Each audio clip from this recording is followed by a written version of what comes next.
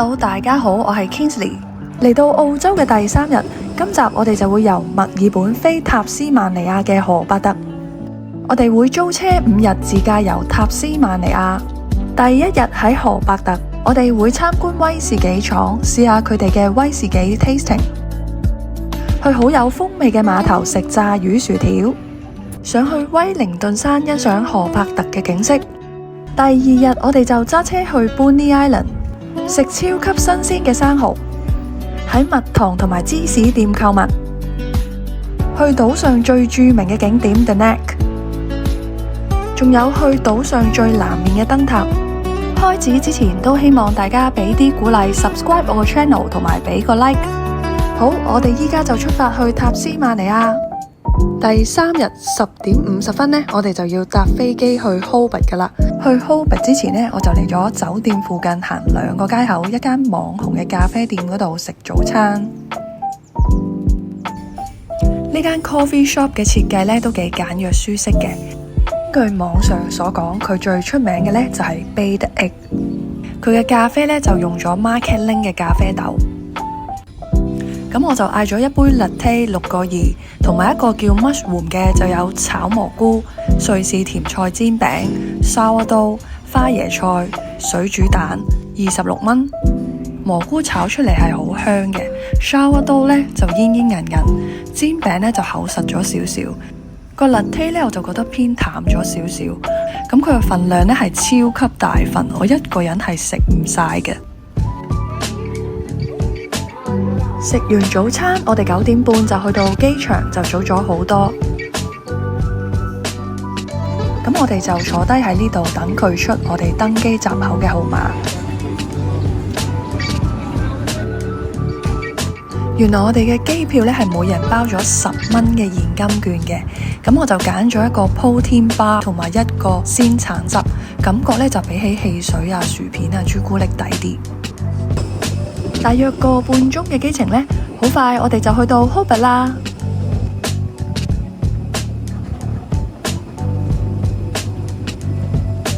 Hobart 嘅機場呢就唔係好大，咁我哋就先去咗攞行李，之後再去攞車。咁經過之前嘅教訓呢，3個人租細車呢就好逼嘅。咁我哋今次呢就租咗一架 intermediate 嘅 SUV。因為我哋想租嘅車型呢選擇唔多，咁我就直接喺租車公司嘅官網上面租車。我哋租咗5日喺 Hobart pick up，Launceston 還車，包最普通嘅保險，連稅同埋 admin charge 大約6800蚊港幣。成個流程都好快，俾咗錢之後呢，我哋就去攞車啦。佢呢度嘅車場係好大嘅，同日本唔同，我哋自己係要去攞車嘅。咁我哋就照住佢俾我哋張卡仔去揾車，咁個號碼就係143，個車匙呢就係 Toyota 嘅，但係去到嘅時候，發現架車竟然係，我哋以為佢寫錯就去咗243嗰度揾，但係都唔係，係另一部現代嚟嘅。我哋就翻去問佢，咁原來係147唔係143，咁呢度揾車我哋就搞咗半個鐘頭。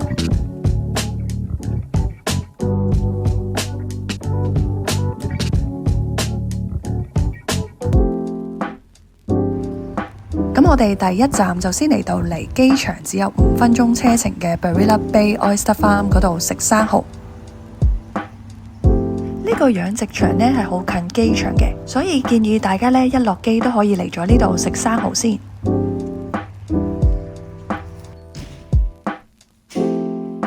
佢上面呢就係餐廳嚟嘅，不過咁啱今日星期2佢哋就冇開門啊，所以我哋只可以喺下面自助海鮮區嗰度買海鮮食。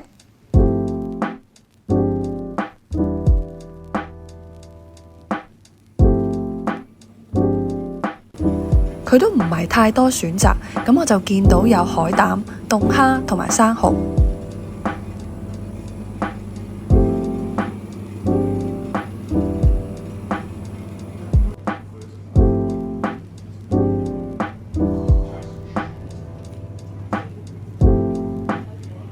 價錢都幾貴嘅，咁醬 wasabi 豉油呢就要分開另外買嘅。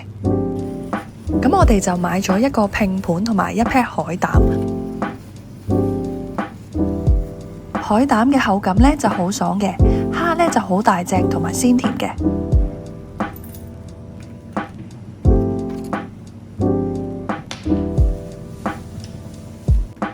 呢個生蠔呢都好肥美，食落去呢就有少少甜甜地，但係帶一啲海水味。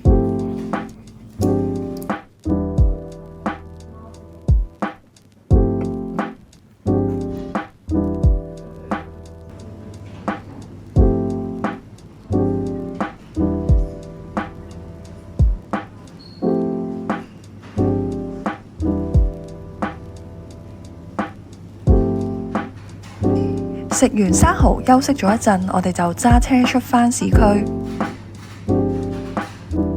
沿路揸車10分鐘，我哋就到達第2站威士忌廠。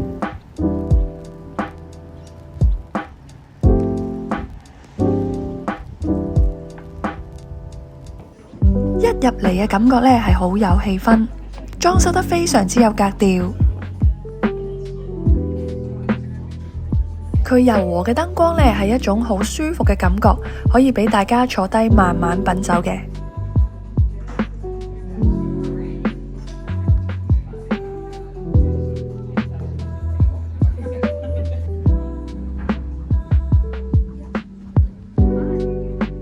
Tasting 佢哋有3個選擇，一係普通嘅威士忌30蚊，二係 Old and Rare 嘅威士忌65蚊，同埋白蘭地20蚊。咁我爹哋呢就嗌咗一個威士忌嘅 tasting， 我自己呢就唔飲威士忌嘅，就嗌咗一杯紅酒。我哋擔心陣間要揸車，但係店員就幫我哋計咗3杯10ml嘅威士忌係唔會超標嘅，但係大家都最好飲咗酒唔好揸車啦。雖然我哋唔係好識飲威士忌，但係店員都好耐心咁樣去介紹每一隻酒。To combine multiple barrels and get a different flavour profile and create more of them. So on the side, you can. 我媽咪就唔飲酒嘅，佢就嗌咗一杯士多啤梨汽水，咁佢就會負責揸車。試完酒，我哋揸車半個鐘就出返市區。我哋都有啲肚餓啊，知道碼頭呢度有好多特色屋仔餐廳嘅。咁我哋就先嚟到碼頭呢度食啲嘢，再上威靈頓山。我哋揀咗呢間食炸魚薯條嘅，佢後邊呢度呢就有啲座位可以俾你一邊食一邊欣賞碼頭嘅風景。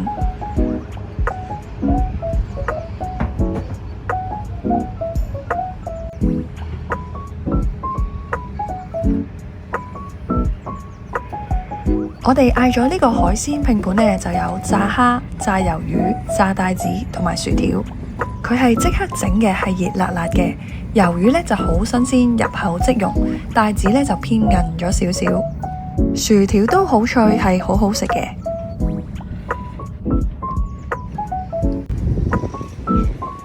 之後我哋就去咗隔離另一間超人氣嘅雪糕店嗰度試下佢哋嘅雪糕。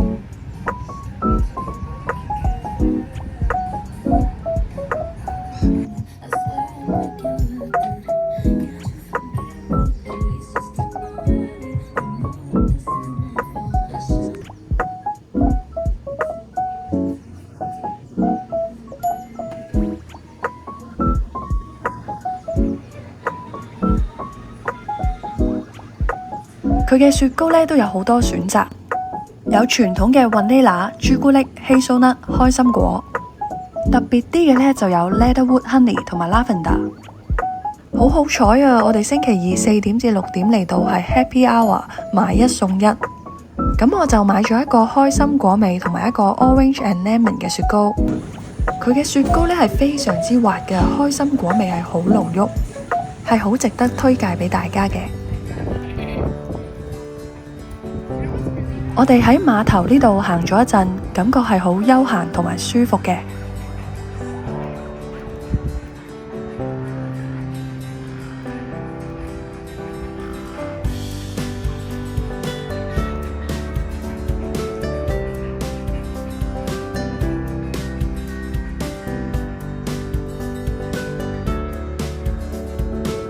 離開碼頭，我哋揸車半個鐘頭，6點半呢，我哋就嚟到威靈頓山。好凍啊！呢度只係得8度。落咗車呢，呢度係超級大風，咁我哋就即刻衝去觀景台嗰度。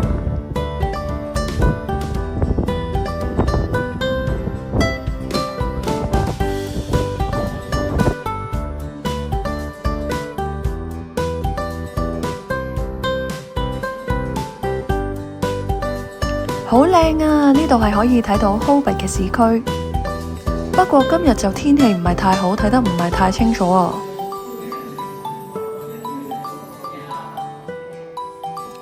佢呢度呢都有幾條唔同難度嘅健行步道，可以俾大家一邊欣賞風景，一邊散步。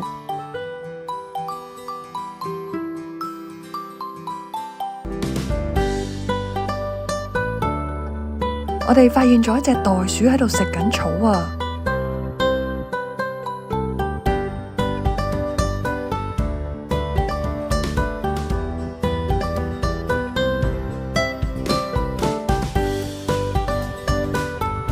我哋逗留咗一陣就落返山啦。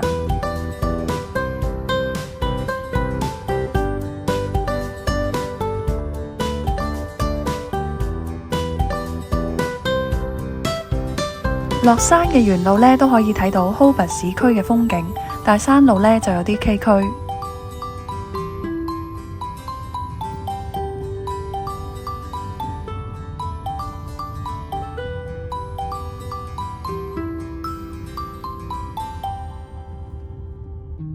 我哋大約7點半喺酒店 check in 完之後，就喺附近揾咗一間越南餐廳食晚飯，因為好多餐廳都開始閂門啦。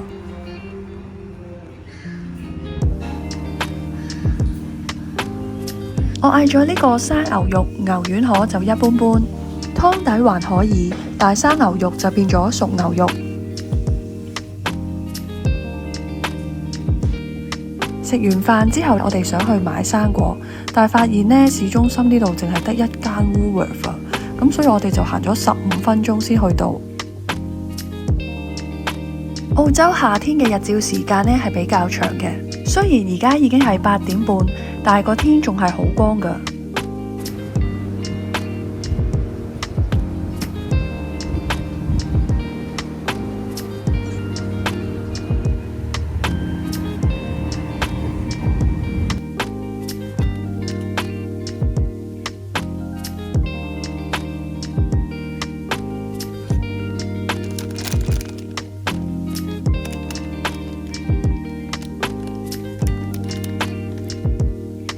嚟到塔斯曼尼亞嘅第2日，我哋喺酒店食完早餐，10點鐘就出發去 Bonny Island。呢度呢就係大約半個鐘，我哋就嚟到 Sealing 碼頭呢度排隊等上船。佢嘅船呢都算密嘅，咁我哋喺網上呢就預先買咗飛，嚟到俾個 code 佢嘟就可以㗎喇。今次係我第一次連人帶車搭船。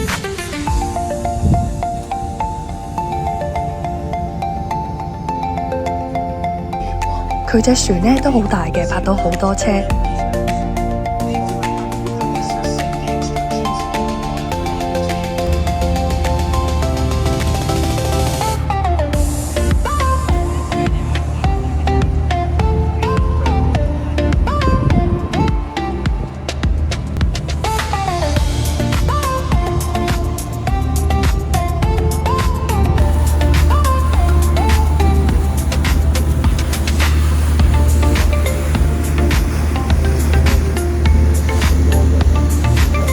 好快10零分鐘呢，我哋就到咗 Bonny Island 啦。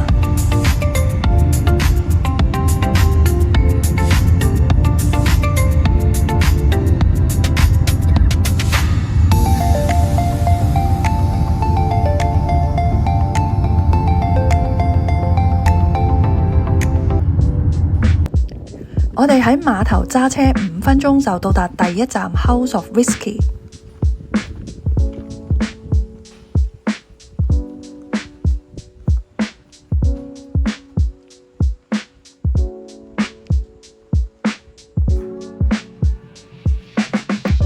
呢度係一種好郊外舒適嘅感覺。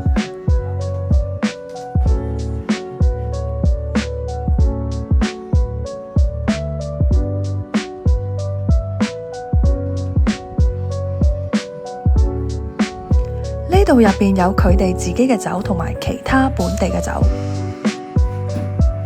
尋日喺威士忌廠呢，我哋就冇買到酒，因為就比較貴。咁我哋今日呢，就喺呢度買咗2支威士忌。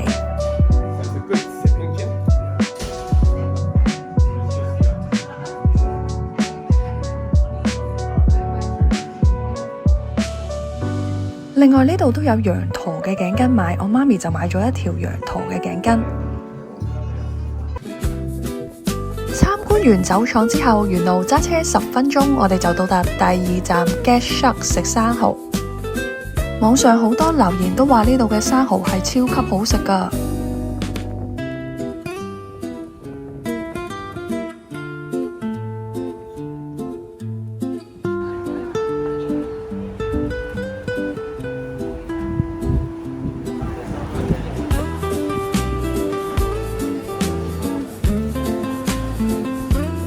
咁我哋就嗌咗1打生蠔，佢係脹卜卜嘅，超新鮮，感覺就好似佢係即刻撈上嚟開俾你咁樣。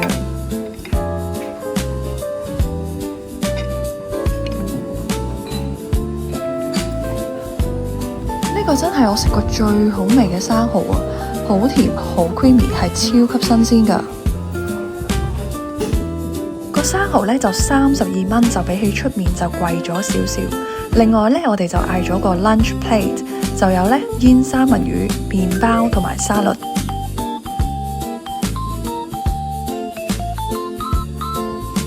呢個包呢都好軟熟，熱辣辣嘅，好好味。咁我哋就嗌多咗一個就6蚊。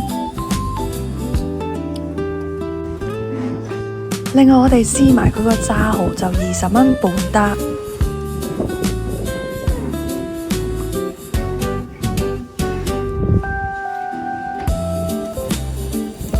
佢呢個炸蠔都係超級好味，好 juicy， 好新鮮。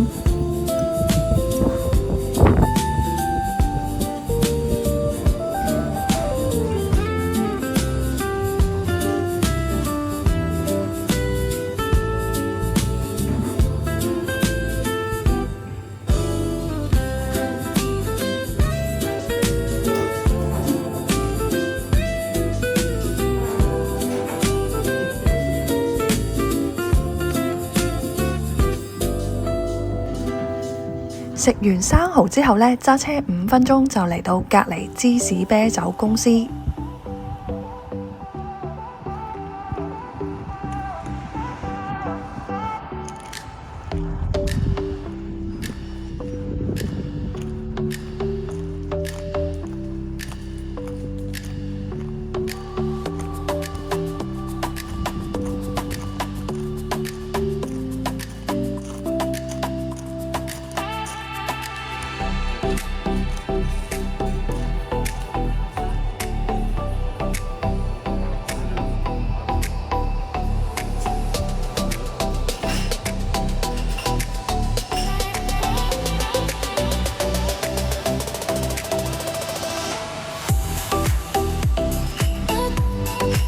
佢呢度呢係有得試食嘅。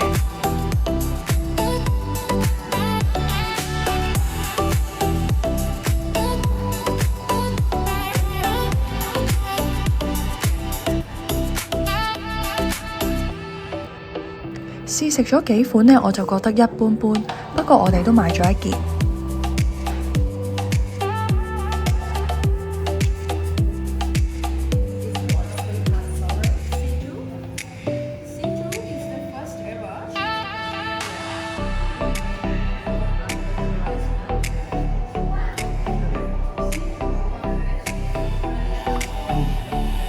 之後揸車5分鐘，我哋就嚟到 Bonny Island Honey。咁佢每一間 shop 咧嘅距離咧都唔遠嘅。佢門口呢度有個好靚嘅打卡位。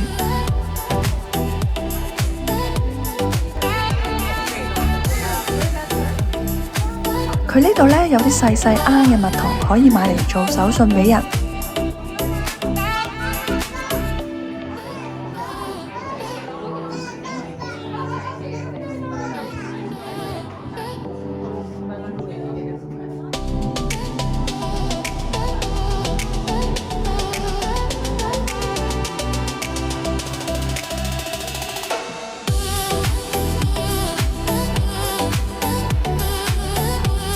蜜糖呢度有得試嘅，大家可以試咗先買。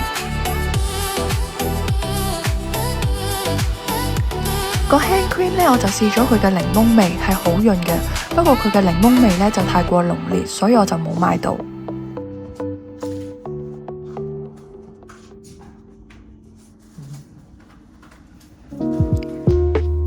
我哋去咗一個朝頭早就買咗成車嘢啦。跟住我哋就出發去 Boonty Island 最著名嘅景點 The Neck。沿路我哋見到呢啲郵箱好靚啊，咁我哋就落車同佢打卡。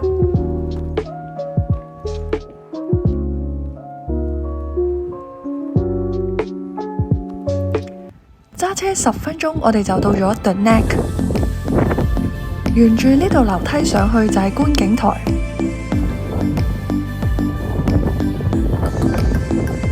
呢度係可以見到企鵝同埋短尾海鷗㗎。沿住樓梯一直再上，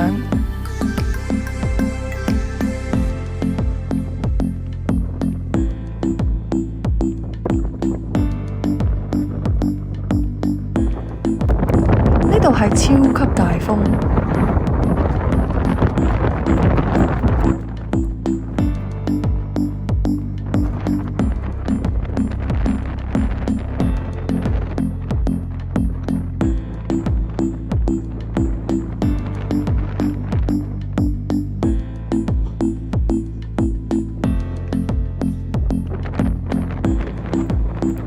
大約5至10分鐘就喺下邊上到嚟觀景台呢度，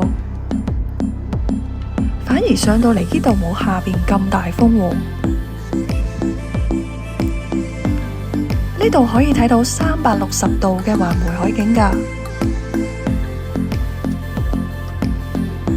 呢個就係 The Neck， 佢係連接南北布魯尼島。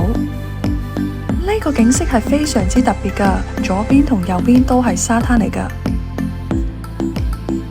好快影完相落返去，之後我哋就出發去燈塔啦。佢係喺島嘅最南邊，呢度揸車去就要45分鐘。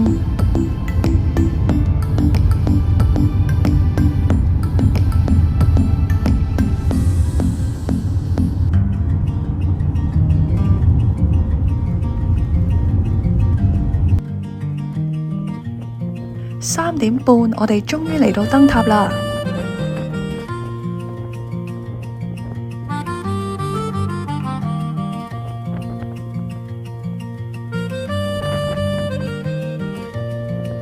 泊好車，我哋就沿路行上去。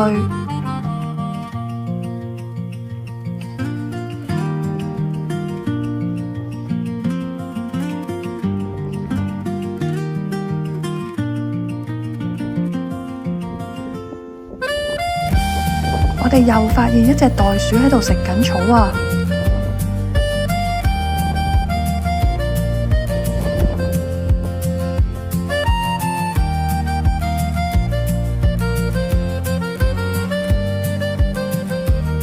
呢邊就有個細細嘅museum，就擺放咗有關呢個燈塔嘅歷史。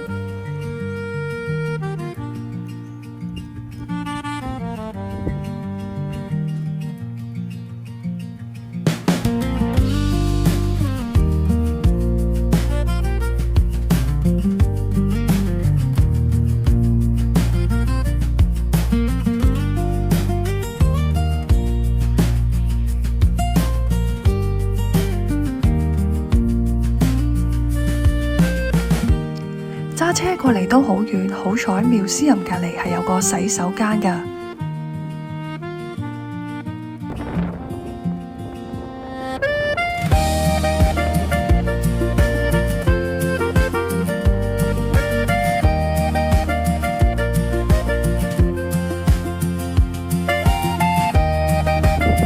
再由呢條路仔慢慢行上去。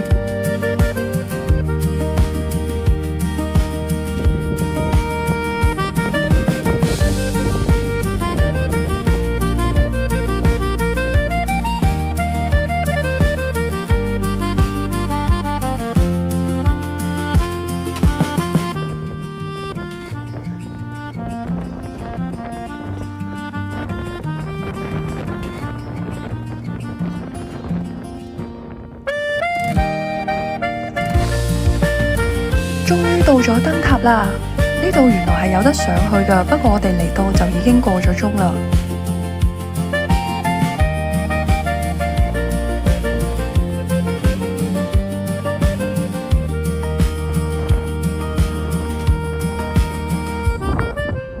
呢度都係好大風，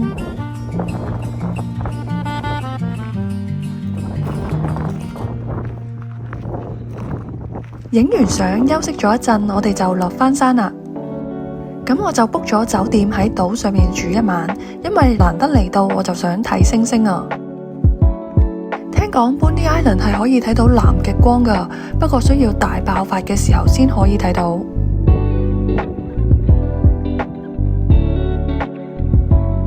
到咗酒店，我哋先嚟呢度 check in。今晚都會返嚟呢度嘅，因為我 book 咗酒店嘅餐廳，今晚會喺呢度食飯。大家如果嚟 Bonny Island 住呢，記得要安排好個晚餐啊，因為呢度唔多餐廳，我只係揾到呢一間夜晚係會開門㗎。大家都可以帶食物入嚟自己煮。我哋 book 咗間小屋喺呢度，揸車去5分鐘。沿途見到有羊啊！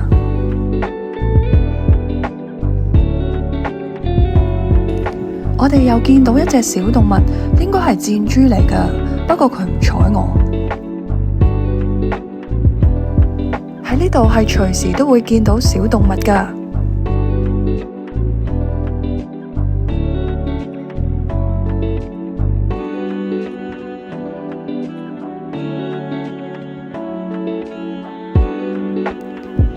終於揾到我哋間屋啦！呢度好舒服，係一種度假嘅感覺。呢間屋都好大，入面有一個廁所，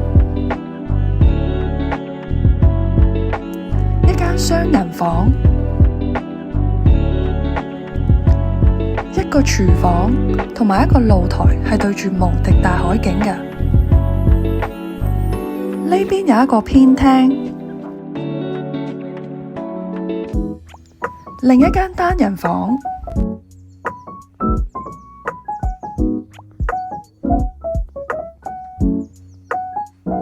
同埋最尾都有一間雙人房。放低完行李，我哋就返去餐廳。我哋 book 咗6點半食飯。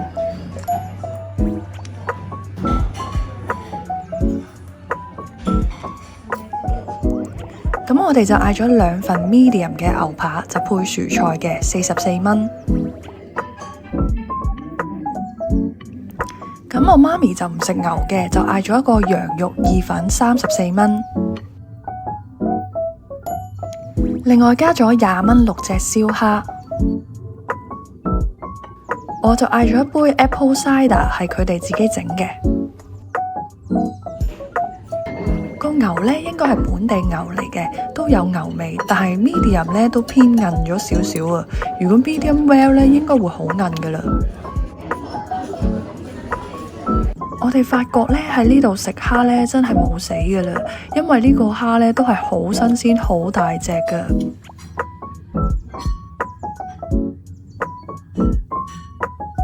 另外呢，我哋 order 咗個 pizza 就係聽日做早餐嘅。因為聽朝我哋一早就要走噶啦，佢呢度啲 cafe 呢就開8點同9點嘅，咁我哋就趕唔切去食早餐噶啦。今集就分享到呢度，如果大家中意我呢條影片嘅，都希望大家俾啲鼓勵 ，subscribe 我個 channel 同埋俾個 like。下一集我哋就會揸車出返 Bonny Island， 參觀大膽新穎嘅新舊藝術博物館。去酒莊邊欣賞風景邊食美味嘅午餐，探索鐘乳石洞，再去塔斯曼尼亞最出名嘅國家公園搖籃山，尋找野生袋熊，會有更多更精彩嘅內容，大家唔好錯過啦！